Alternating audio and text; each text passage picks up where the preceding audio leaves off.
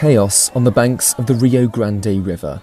Dozens scuffle with Mexican police as law enforcement disperse camps just meters from the fence separating them from the United States. These people have travelled from deep within Central America to make it to the other side, to seek a life free from violence.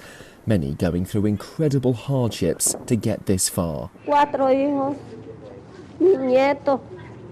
This woman believes it's better her grandchildren, still in Nicaragua, don't even make the journey because it was so hard.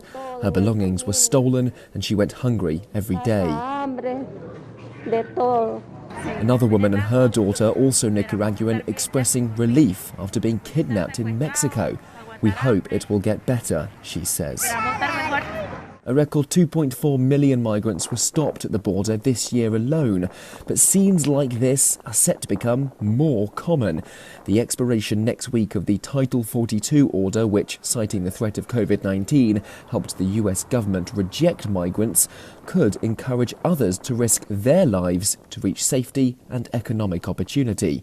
A Washington, D.C. court on Friday dismissed a bid by several Republican-led states to keep the rule in force.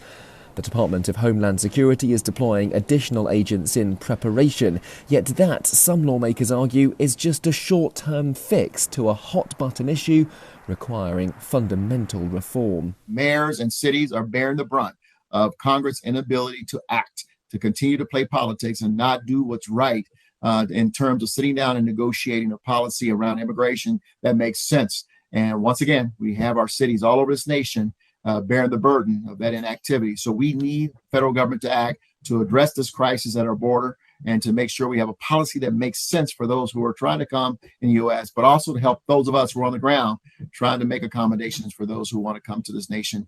Until that point, politicians on both sides can expect this dangerous and desperate situation to continue. Benji Hyer, CGTN, Washington, D.C.